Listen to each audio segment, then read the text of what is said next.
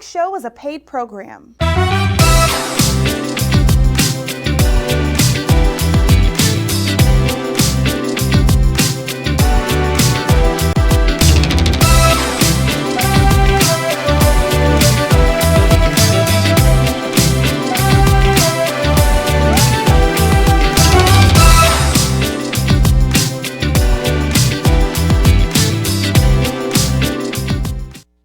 Family, how you doing today? I'm so excited today. I have a great guest today, Mr. Robert Harper III. I first want to say, man, thanks so much for all last week. Texas was in a winter storm. Prayers to all of those families that were out there that were in the winter storm. I too was part of that. I went down just a little bit Monday at 2 a.m. that morning and my lights and water didn't come back on until Friday. But I want to do a shout out first to Minister Dr. Kathy Tatum. Shout out to her, CEO and founder of Collaborative Voices. She has a foundation. She was out there with the homeless. She was out there helping with people that, God, no lights and no water. Shout out to you, Queen. I'm telling you, she's an advocate and an activist. But shout out to Robert Harper II, motivational speaker, author, educator, and minister. And our daily topic today, the power of education in Black America. Hey, guy, how you doing? Oh, it's great to be here. You were part of the Texas storm, huh? I was definitely a part of the Texas storm. That winter storm, I tell you. Tell us a little bit first before we start off with just about you. What did you deal with? I dealt with some power being out, man. Also, the water being, outage on the water and lights. Right. You had a bursted pipe. I had a bursted pipe. Pipes bursted. So I had to leave and go to my sister's home, right, and stay there for a couple of days. But after that, it was fine. And I just want people to understand. People were in the north, and they were saying because of the fact they always deal with winter, kind of what that was. And to me, the way I was, mine went out at 2 a.m. that Monday, and I didn't leave home until Tuesday, like 6 or 7 at night. I was threatened. And I'm glad. All my friends called me. They were screaming and threatening me. Right. But I understood what they meant. I didn't understand it when I was in it. Because I was it's like walking in a freezer and the doors lock. Right. Everything is cold. Everything is your hands, your feet. Exactly. Yeah. Exactly. When you blow, you see the smoke. You see your like breath. That. Yeah, absolutely. And this is inside. You know what I mean? Inside. And I'm saying, okay, I can handle it. I've got about 4 or 5 layer pants on. I had a hoodie on, scarf around my neck. Exactly. We could just walk out and just go to work. We dressed. It was tough, man. It was tough. My heart goes out to all the families that had to suffer and endure and still are suffering. Absolutely. Still trying to pick up the a lot pieces. of people still don't have water and lights. I just found out. Yeah, I just found out that as well. Yes. So it's prayers go out to all the families that are doing everything right now. So yeah. Absolutely. I was reading your resume and shoot, I haven't done nothing. I feel like I need to start over. Motivational speaker, author, educator, minister. How did you get started? That's a good question, Cam. I got started probably around 19 years old, and I heard a motivational speaker speak in my college. I was attending Lone Star College at the time, and he spoke. I was a part of an organization called Brother for Brother, and our job was to serve the speakers, serve the guests that were there. And so as I was serving, as I was helping out, I'm listening to the speaker at the same time, and I'm literally captivated by how his passion, his enthusiasm, but also what he's saying, the words, the life that he's giving to the individuals there. And so I just said to myself, I need to be doing that. Yeah. That's what I'm supposed to be doing. Your purpose. That was my purpose. Yeah. I didn't know how, but I knew that was what I was supposed to be doing. And what I did was, I walked him out to his car. I took his books, and I just helped him. I just talked to him. And through the organization I was a part of, Brother for Brother, it gave me opportunities to speak. It gave me opportunities to develop my craft. And so from there, I got chances to speak. I became the guest speaker, the recommended speaker for the college. And so I would go to different classes and talk on different topics like positive thinking or self-discipline, things to the freshmen. And so it was just a great opportunity to be able to do that. At the same time, I feel like God was really working on my heart too, in a spiritual way as well, putting people around me that really didn't represent my past, but represented my future and where I wanted to go. And so it was just really a great moment, a great time in my life. I remember I was sitting with my dad one day. My dad's a minister as well. And I was talking with him, going back and forth, and he was letting me know, he said, "Hey, son, I want to help you out with one of your speeches." And really, I just wanted him to give me some praise, really. I just wanted him to say, "Hey, good job." But he was critiquing me.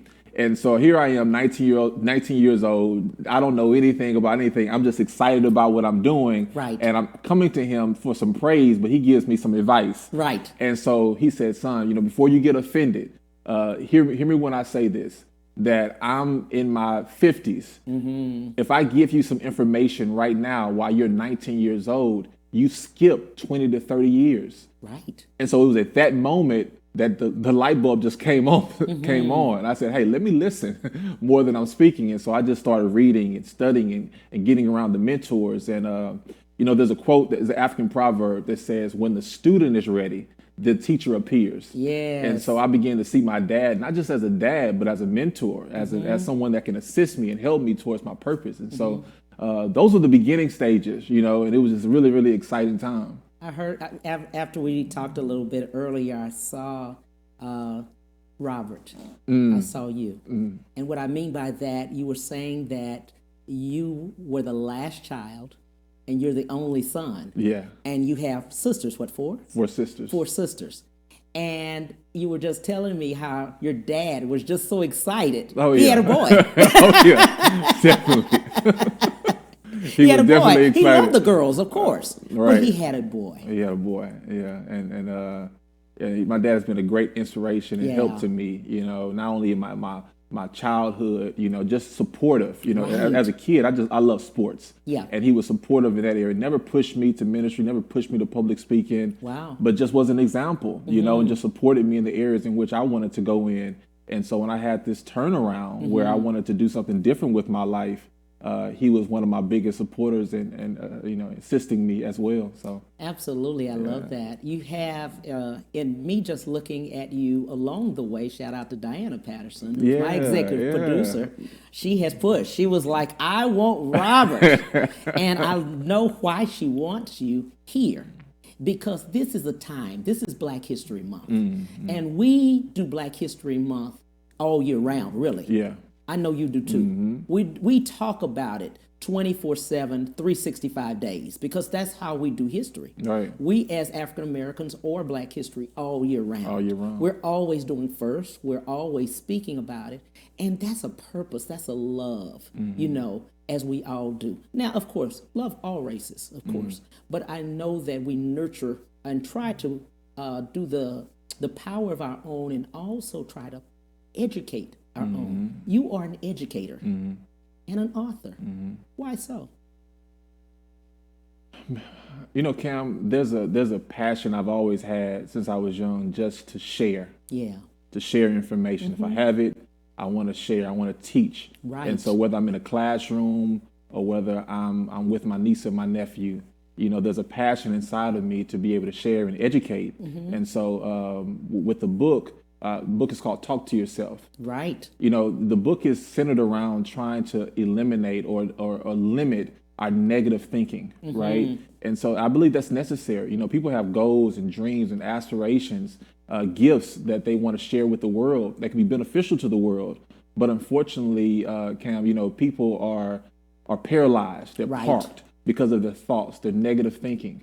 And so psychology says that 80% of our thoughts are negative. 80% of our thoughts are negative. 90% of our behavior is subconscious. And so we're not even conscious a lot of times of what we're doing or how we're saying it. And so I believe that if people are going to live out their dreams, operate in greatness, break the childhood traumas, then we have to start being more deliberate and intentional about the thoughts we think.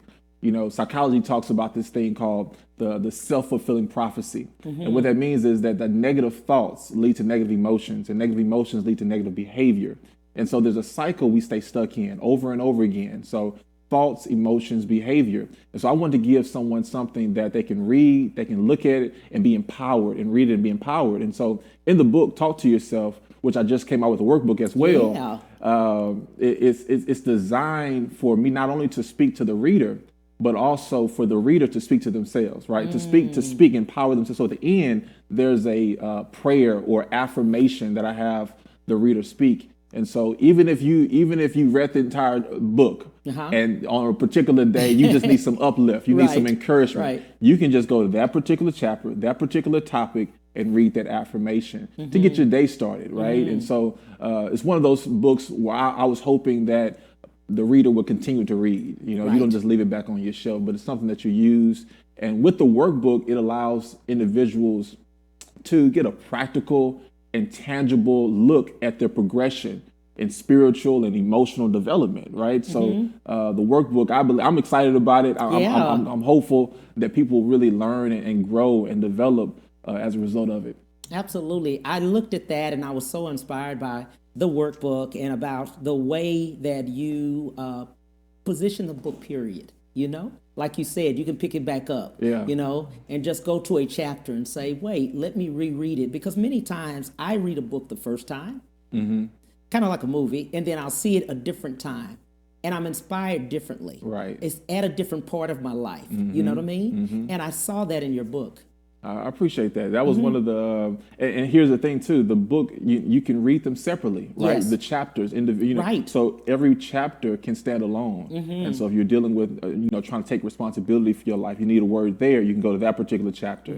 If you need to try to figure out how do I become all in, be fully invested, you can go to that chapter and get what you need there. And so there's 10 principles within the book. And so each chapter can stand alone. And so I did that intentionally. People are in different areas of their life. And like you said, Cam, this year I may need this word, but in 6 months from now, I may need another word. And so where I can really digest it and have that word in me, where it can marinate and germinate in my heart. Absolutely. And I love that about you. And looking at this and writing the book, many people have 40 million people unemployed. Probably 50 at this point, Many people have their own dreams, right? But they really didn't want to work, but had to, because you've got families and you've got other things, but you've put that dream aside, right? And in doing so, I noticed in your book and other places, as I listened to you speak, and I said, you speak to dreamers. Yeah. Why so? Because, as I heard once before, you can't have a dream come true unless you have a dream. Yeah. And so people that want their dreams to come to reality, well, you have to start with a dream. You have to be courageous enough in this time that we're living in, where people are being laid off and things are not going so well. We're in a pandemic. You have to be courageous enough to dream. And that takes courage. When everything is dark, everything is not so well, everything is not looking so good, to be able to dream and have ambition, to have goals and aspirations, because you have gifts. We have talents. I believe all of us have a purpose. I tell people all the time that a chair has a purpose, a pew has a purpose, the moon itself has a purpose. Don't act like you don't, right? And so we're not an accident. We have purpose, and we have to serve in that purpose. And so I speak to the dreamer because I want the world to become a little bit better place, to give them hope, to give them inspiration. That's how we encourage the next generation. I try to live by a philosophy that says my life is to give honor to those who came before me and to give hope to those that are coming after me. And simply what that means is that, when I give honor to those who came before me, I recognize that there was a foundation already laid, right? People who stepped up and stepped in so that I can have a better life right now. But also I want to give hope to those who are coming after me, right? So that makes me cognizant, makes me aware that it's not just about me, that with every habit that I break, every adjustment that I make, every stronghold that I pull down, every hurt that I heal, right? I'm making the next generation a little bit better. And so I'm very cognizant of that it's not just about me. I can't just sit here and do anything, do nothing. I must get up and be proactive about accomplishing my dreams, accomplishing my goals. So I'm very aware of that, so it's not just about me. Absolutely. I love that. I also love the fact, as I was reading through the book itself, you give you make people feel like a masterpiece and not a mistake. You know? Yeah. Because like you said, they have their own gifts. Right. They're born with those, you know? Makes you already understand that you are really a walking billboard. You're a walking person. You are unique in yourself. Yeah. And I think people need to hear that, Cam. I think people need to know that they're not an accident. Right. That they were created for a purpose. They need to be reminded of that, right? Because like I said before, difficult days come. It's not about if, but it's about when. Yeah. Right? Difficult days will come. Suffering will come. Challenge will come. And so I want people to be empowered to know that, you know, God made you on purpose. That he already factored in how you look, your height, your size, and even your mistakes, your background, where you come from. He factored it all in so that you can carry out the designated purpose for you, the specific purpose that you're supposed to carry out. And only you can do that. And so I want people to know that they have a calling. They're not a mistake. They have an assignment on their life, right? And so when challenging moments come, they need to be reminded of that. No, I can't stay parked. I can't get paralyzed. I can't stay here. I have an assignment. I have to keep going. And really how you do that is understanding perspective. Understanding perspective, because we know that we're all going to suffer. Right. We're all going to go through some things, right? We're in a pandemic right now. And so the challenge is having the right perspective, not just seeing what we lost, but also understanding what we've gained. Absolutely. What we've gained, because we've gained some things through the suffering, right? No, we gained some things. We gained greater perspective. We gained clarity, understanding, appreciation of those loved ones and those that are closest to us. And so we gained some things. And so I'm learning even now that it's through the interpretation that people give up. Giving up becomes attractive when you don't have the right interpretation. And so when you have the right interpretation, that interpretation can catapult you into living out your dreams or you manifesting your fears. And so I understand that it's in the interpretation that gets you going again. Okay, this has meaning for my life. That just because I lost, but what did I gain? Right. What did I gain from this? Yes, it was opposition, but the opposition now can be an opportunity. Yes, I had some pain, but the pain can lead me into my purpose. Yes, I've had some affliction, but the affliction was needed to get my attention. And so it's about perspective. And so I want people, those dreamers, those people that have gifts and talents and abilities, I want those individuals to feel alive. That just because we're in a pandemic, you still can accomplish your goals and your dreams, but you have to have the right perspective. Right. You have to have the right perspective. Absolutely. I'm glad you said that. The other thing is when people, and I want you to give just a little advice. If people are thinking about writing a book, everybody has a story. I know I read that. And in doing so, they want to do it, but they don't know how to start. Well, I would just encourage a person to start. Exactly.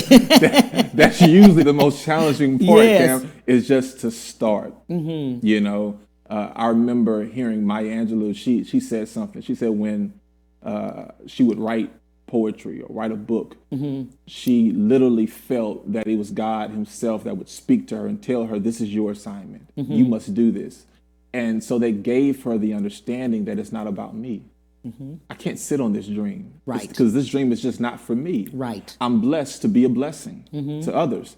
And so when I think people, when they fully grasp that, when in the society we live in, where people are self-centered, you know, self-consumed, you know, selfie generation, we have to get outside of ourselves. Right. And we have to realize that it's not about us, but it's about community. It's about others. It's about how can I be a blessing to my fellow man. And so when a person really embraces that and owns that and knows that you have a calling on your life, I think that will motivate them to get going, because you know that I can't sit on this dream because it's not just about me, but it's about me being a blessing to someone else. And so I would just tell the person, just start, just begin, get a schedule where you just write. You know, it doesn't have to be perfect. Just spend 30 minutes or an hour of your day where you just write and you get your thoughts on paper. And like you said before, because we all have a story, we all have something that we can share and make it useful for others. So. Sounds good. We'll be right back on the Cam Hill Show. We'll be right back to the Cam Hill Show after these messages.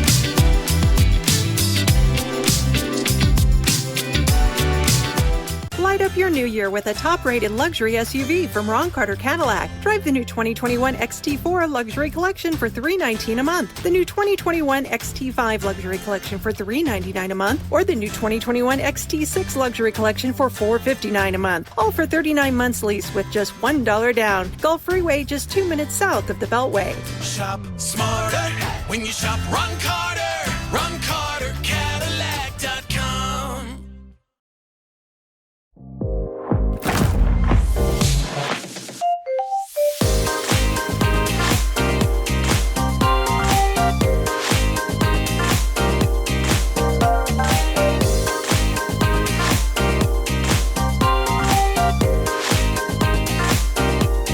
Amazing things for you. My prenatal promise is to make sure my baby is safe and healthy, because I know it is possible to acquire syphilis, HIV, or other STDs without knowing it. Getting tested is my very first chance to protect my baby. Doctors are required to give expectant mothers 3 separate tests for syphilis. If you're pregnant, ask your doctor if you're being tested properly for syphilis and other STDs. Congenital syphilis can lead to a miscarriage, stillbirth, or an infant death. Don't risk your baby's health. To find out more, visit myprenatalpromise.com. And now back to the Cam Hill Show.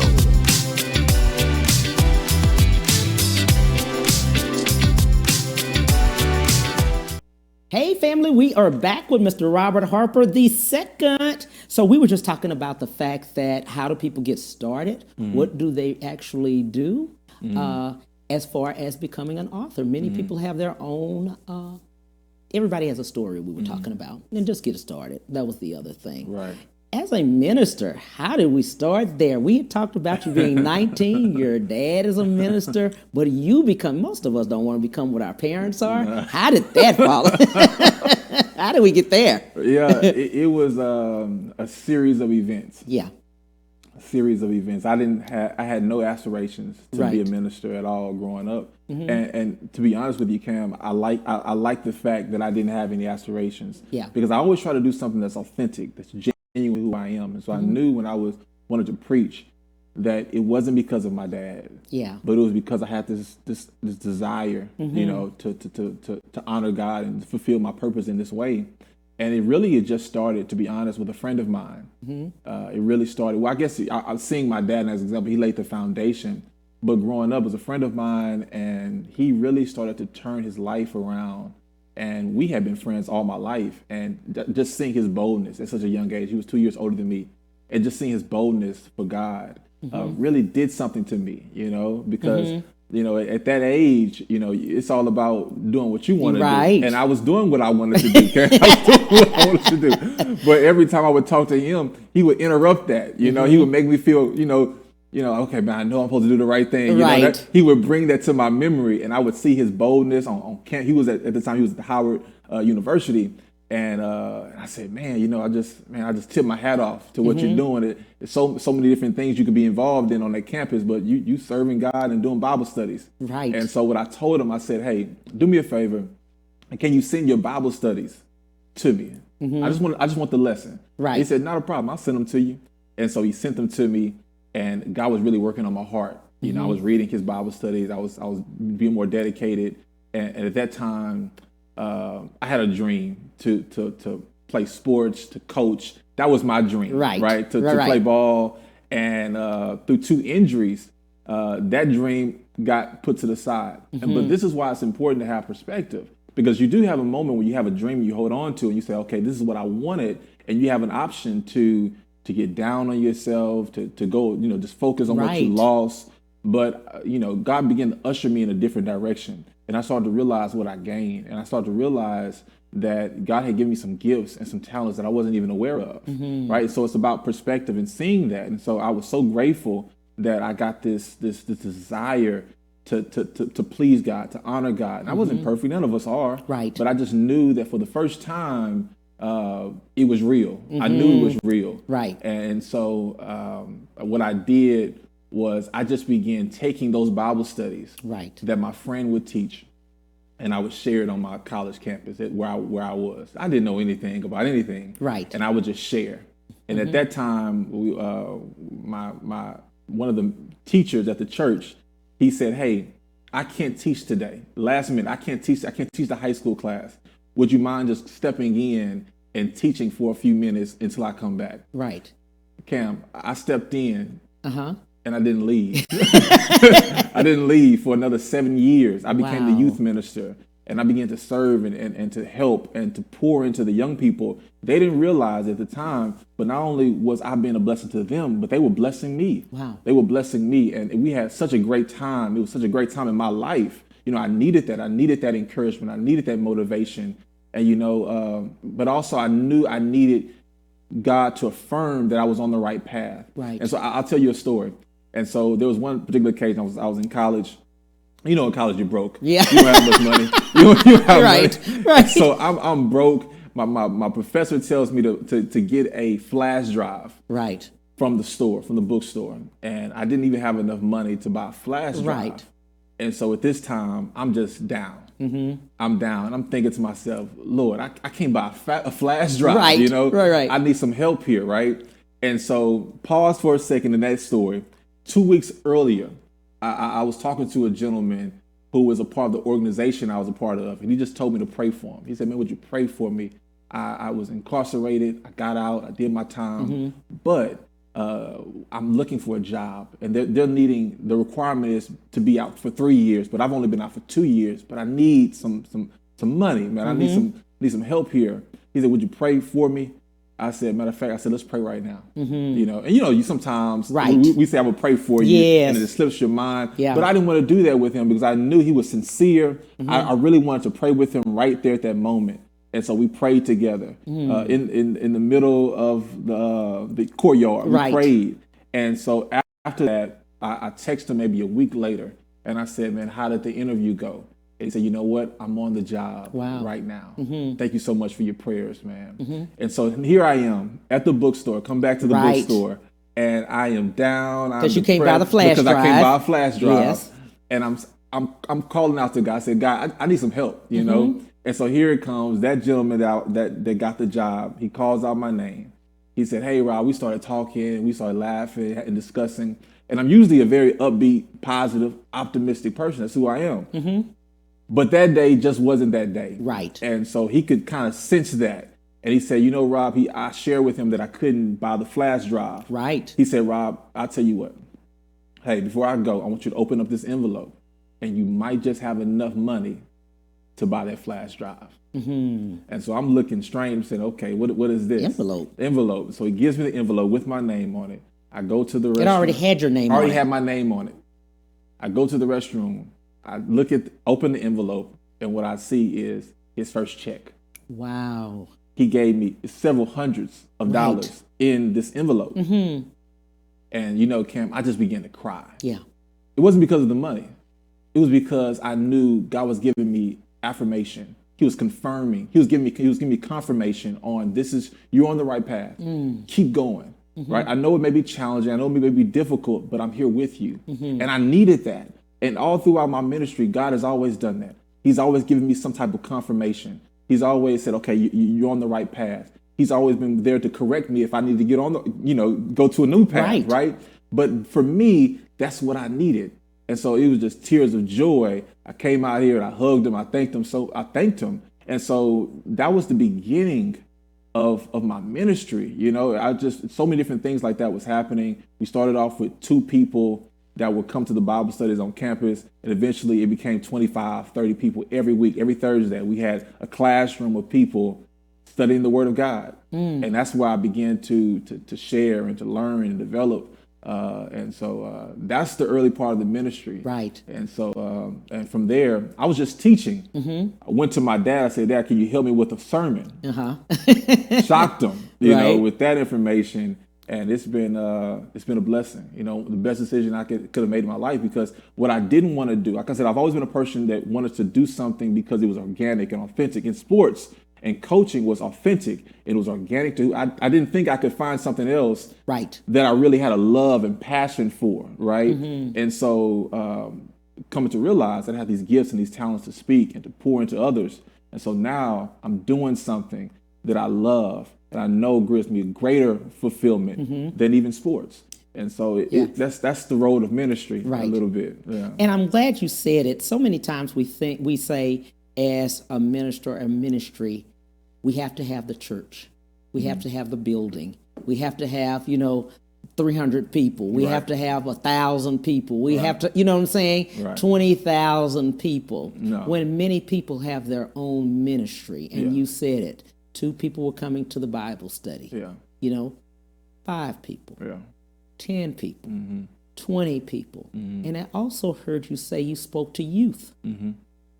Yeah, I would speak to the youth. That's what I was being. I was at the time I was a youth minister. Right. And so it was it taught me to the principle of being diligent in the dark. Yeah. Being faithful over the few. Not despising small beginnings. Right? And that you be faithful. You keep doing what you're doing, right? With the right spirit. Right, with the right motives, and God will bless you. God will bless you, and so that gave me an opportunity during that time in my life, my early 20s, was just to serve, and to share my passion and my gift with others, and that's all I wanted to do. I wanted this faith that I had, right. I just wanted to share it with others and let them know that God is a God of grace and mercy and compassion. When I think about the grace of God and His patience and His compassion, that is really the core of the gospel. And so I just tell people, man, God is good. God is good. That the grace of God comes in 3 different ways. It can teach us, it can deliver us, but it also can sustain us. Wow. And see, some people, they just want the grace of God to deliver them. If I'm in a bad situation, where's the grace of God to deliver me from this, right? But what I've learned in life is that not only will the grace of God deliver you but from pain, but it will strengthen you to be able to sustain you through the pain. Right. And so the grace of God is not only able to deliver us, but is able to sustain us. You look at it and say, man, how did I make it through that? Right. How did I get through that time in my life? How did I get over that divorce? How did I get over that heartbreak? How did I get through that job loss, right? It was the grace of God was able to sustain you through those times. And so it delivers us, it sustains us, but it also teaches us. And through the grace of God, we see it should motivate us and encourage us to keep trying to honor God, keep trying to glorify God when we can. I love that. And I love the fact when you were saying about the youth, and we talk about, people that have children. When you have children, you're raising families. So you're raising husbands, and you're raising wives, and you're raising the family. So as you were speaking to the youth, you were speaking to them in that way, but now they then have that internalized. They're then mothers and fathers, and then they have to teach their children, know? Yeah, that's true. So just imparting that information in them, because they have so much out here, computers from your laptops, you got your phones and you got your TVs and all this other kind of stuff inspiring. And then of course you come and you speak to them of things that will happen. If all that stuff is shut off, what can you do? And you go to God. Yeah. And a lot of times, I've been ministering for some time. And so some of those younger students, they come back to me now after they have some life experience. And they say, I'm so grateful for what you said. Right. For how you said, because I came to a place in my life where there was no one but God. Right. Where I had to learn how to depend on my faith. Where I had to cry out to God. And that's all I wanted them to see. I wanted them to know, to have the tools. Right. To be able, when you get to this place in your life, when you get to this fork in the road, make a decision to trust God. Right. To have faith, to believe. Sometimes we have a negative image of who God is. And so that's why I'm big on letting people know that the God that we serve is a God of compassion. All throughout the scriptures, I see that, Cam. I see God just showing compassion on people. And so for me, I say, okay, he's not, there was one particular story in the scriptures where he shows compassion to a woman that was caught in adultery. Yes. And so he shows her so much compassion. Now, the people that were there, they were trying to persecute her. They were trying to destroy her. They were trying to put shame on her. And sure enough, she felt that. She felt the shame. She felt that she messed up, that I'm guilty, every bit of it. Right. And we've all been there. Right. We're guilty. I messed up. I didn't do it right. Right. And so here comes Jesus, steps in, and he didn't say anything to her accusers. Right. He just stepped down, wrote on the floor. I don't know what he wrote, but whatever it was, it caused her accusers to leave. Right. They left. And he asked her, wait, where are your accusers? She said, I have none. He says, neither do I. He says, go and sin no more. And so what I want to share with people is that God, yes, is not soft on sin. He deals with it. He says, go and sin no more. But he meets her where she was. Right. And I think that's our responsibility, to meet people where they are, but love them enough not to keep them there. Right. And so that's my ministry. It's to love people, meet people where they are, but love them enough not to keep them there. And if Absolutely. I can do that, if I can share a word, if I can relate to someone, share my experience to let them know that there is hope, even right now, even when you feel like there is no hope, there is light, there is, and so that's the challenge, right? To be able to see that there is hope when it appears like there is no hope. And so, I'm just blessed and thankful that God would use me and allow me to be able to do that for these years. And it just brings me back. I love what you said, because when COVID hit, it hit by the end of February, beginning of March. And it always reminded me as it hit, because it shut down the world. You did. It didn't just shut down certain areas, certain streets, certain people and things like that. It shut down the whole entire world. And it reminded me of what God was trying to say to all of us. Can you hear me now? Can you hear me now? Yeah. Can you pray now? Yeah. I mean, you were so busy yesterday. Yeah. You couldn't stop what you were doing, because you were busy, you were running around, you were flying here, going there. Not only did it shut down nightclubs, it shut down churches. Yeah, it did. We're too busy. And some churches became businesses. Not for the people, serving serving self. Yeah. So just shut down everything. Let's start over. And now let me talk to your spirit. Yeah. A lot of people had to do some self-evaluation. Absolutely. Checking my motives. Why am I coming to church? Right. Is it out of ritualism? Do I just do it because I'm supposed to do it? Am I doing it because I want business opportunities there? Do I want to just connect with people? Where are my motives? Right. And so now, when they shut down churches, you have to really depend on your faith. Yeah. Because the church is inside you. It becomes real then. Yeah. It's inside you. Real. Yeah, we are the church. So I just said I said to people, I said, hey, we are being tested. Yeah. Right now, to say, okay, do you trust me? Right. A real relationship. Are you interested in that? Right. And I believe a lot of people are. Are you still going to pray just because you're not in the building? Yeah. Are you still going to pray? Are you still going to try to honor God? Are you still thinking about God? Right. And so, it gave us a lot of time to reflect and to think in our spiritual lives, our emotional life. Absolutely. And it wasn't a fact of the color. It wasn't a fact of the what job you had. It shut down from the CEOs to the people that were cleaning, janitorial services. They all were going to the unemployment office together. Yeah. We're all on the same, A great equalizer. Very much so, a great equalizer. So there's no hierarchy in that. Yeah. So it brought us all back to the real thing. Yeah, as far as you're inside, you are your own leader. People were saying, well, where are the leaders? We need the leader. You are a leader. Lead self. Yeah. Each person has their own, they lead. They can all lead. Yeah. And I love that. Like I read a lot of the things that you have. You actually do positive, always positive. It's always a positive in everything, I think, It is. Always, some people look at the cup half full and some half empty. Right. They're both right in their own ways. Right. But it's the way you look at it. How you look at it, your perspective, yeah. How do you speak to that? The half full and half empty. Because you do the positive. You always speak the positive, which is good. Yeah, and I just believe that you have to speak the positive. Right.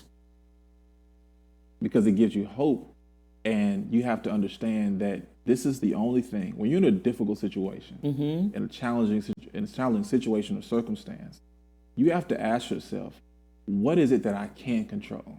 That's it. Because everything else is chaotic. I can't control the pandemic. I can't control my boss. I can't control my employees. But who can I control? What can I control? control you. Yes. You can lead you. You can control you. And that's a big thing. If we can work on understanding that only thing I have control of is me and the decisions that I make, the choices that I decide to choose, the circumstance I put myself in, I can choose. I can do that. We can't control other people. Right. We can't control the adults. If we try to, we become manipulative and all that kind of thing, and we don't want to be that. And so you want to get to a point to where you're saying, okay, I can control me, and I'm not concerned, I'm not so impacted by what other people are doing. I'm staying focused, right? And so here's the thing I was sharing with someone the other day, Cam, is that people are going to offend you. Yes. People are going to misunderstand you. People are even going to criticize you for the good that you do. But here's the thing, that's none of your business. That's it. That's none of your business. You have to stay focused. You have to stay mission-minded, and you have to continue to be the light. Continue to be the light, because you can't allow someone else to interrupt your calling to serve humanity or even to have compassion on those that are misguided. Yeah. And so you have to figure out, what is it that I can do during this time? I can't control this person. I can't control the person on the street. I can't control my wife. I can't control my friend. I can't control any of those things. I can control me. Yeah. What can I do at this particular time to be able to really answer the call for humanity? I love it. We'll be right back with Cam Hill Show. We'll be right back to the Cam Hill Show after these messages.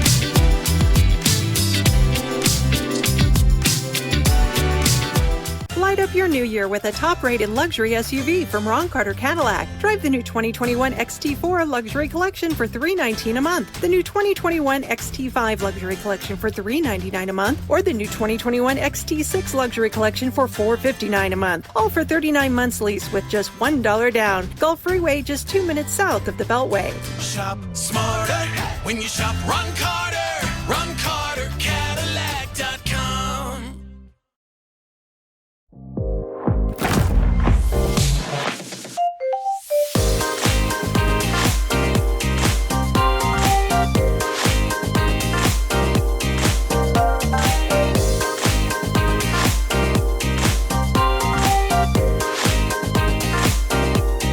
Amazing things for you. My prenatal promise is to make sure my baby is safe and healthy, because I know it is possible to acquire syphilis, HIV, or other STDs without knowing it. Getting tested is my very first chance to protect my baby.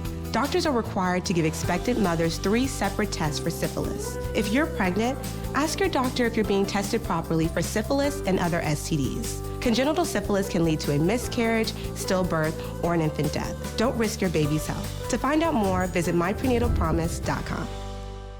And now back to the Cam Hill Show.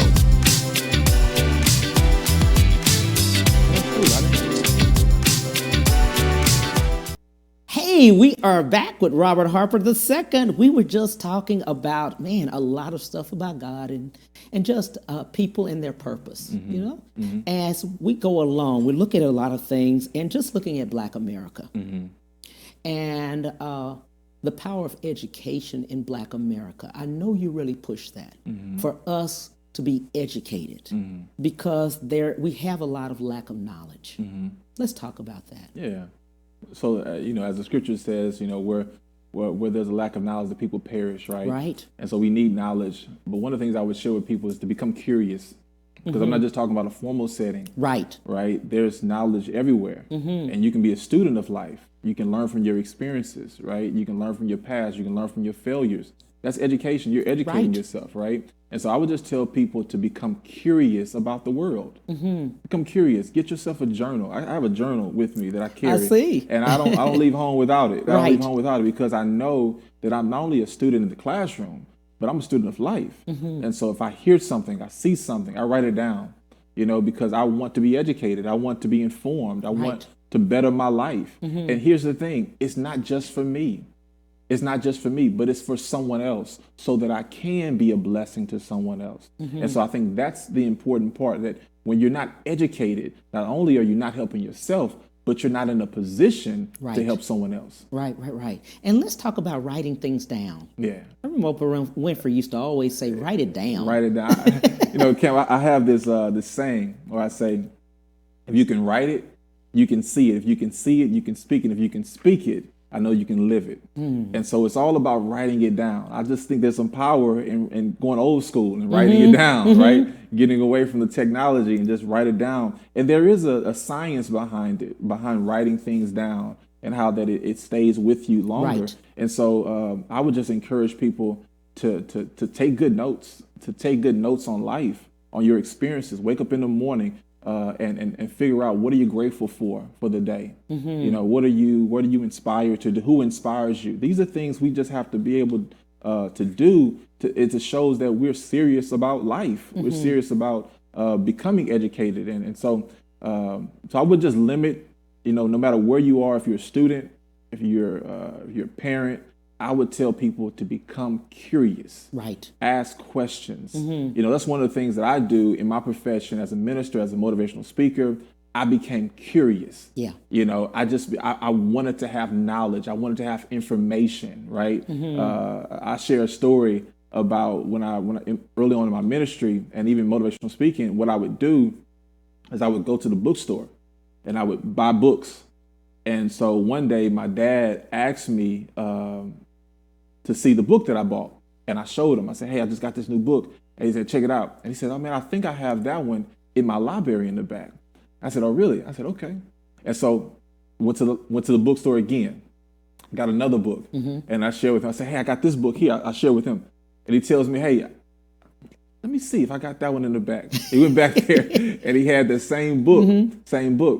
And so he said, before you go to the bookstore, and spend your money, right. He said, how about you just check my library right. and to see what you can get from there. And so like I said before, when the student is ready, the teacher will appear. I began to see my dad as a mentor, as someone that can assist me, right? And so education became so important to me. Knowledge became so important to me because not only are you learning for yourself, but you're learning this information so that you can be in a position to be a blessing to others. Right? You're informed, right? You're speaking from a place of understanding and knowledge. And so you're just not speaking, like I say from time to time, just off the hip, you know? Right. You want to be able to really understand that these are people's lives. And you have to speak to that. You have to honor that. You have to respect the gift that God has given you. And so you want to educate yourself as much as you possibly can. And so, you know, I'm a big proponent of just getting curious, asking questions as much as you can. Get the right mentors, the right books around you. Yeah. And then we learn every day. We learn daily. Every day. All day. Just learning. Just learning. If we're paying attention, we are.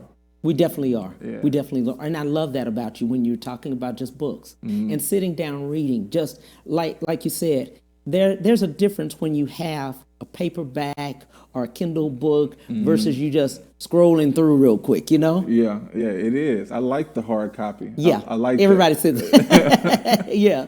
You know, so, as far as a reader, you know, and just going back, like we were saying, there are differences in reading things at different times or different times of your life. It is. You gain something new because you may be in a different season, different situation, different circumstance. And that particular book speaks to your needs. Absolutely. Yeah, it can help you. What would you like to leave with the viewers? Let's look in that camera and just tell people, what would you like to leave with those viewers? I would just want to leave with them that go after your purpose. Go after your purpose. It may be difficult. It may be challenging, but your purpose is worth it, right? Is that when you go after your purpose always requires you to serve. Always requires you to serve. Think about everything that has a purpose. Your refrigerator, your toaster, everything serves. And so if you're not serving someone, you're not really living on purpose. So I would just tell you, get busy, try to figure out what are my God-given gifts, talents, and abilities, and be able to do that in an effective way, to give glory to God, do much good for others, and to be a blessing. Absolutely. Let's also tell them, how can they get in touch with you? You can get in touch with me on Facebook, Robert Harper, on Instagram, Robert Harper 2, but also my website is robertharper2.com. And so by any of those means, you can contact me, reach out to me. Just recently released my book, Talk to Yourself, the workbook edition. And I enjoy the workbook edition. If you bought the first one, you don't have to buy the book because the book is included with the workbook, right? And so what it allows you to do is allows you to have practical and tangible steps to be able to track your spiritual and personal development. And so I encourage anybody to get your copy, Talk to Yourself, workbook edition. Absolutely. I appreciate you, my friend, for everything. This is exciting. Yeah, this was It good. was fun. It was good. I enjoyed it, Cam. I appreciate the opportunity. Definitely. Mr. Robert Harper II, man, you've already gone a long way. I mean, you've already at the top. But I'm just saying, I appreciate you, my friend, for everything that you have been doing. Thank you, family, for just staying with us. Download the A-Star TV app. Look for me on Facebook, Instagram, Twitter. I'm trying to think, YouTube, my YouTube channel. So subscribe to all of those. You will see this video. You will see all of them. Talk to you soon, 12:30 to 1:30 Central Standard Time. See you then. Bye.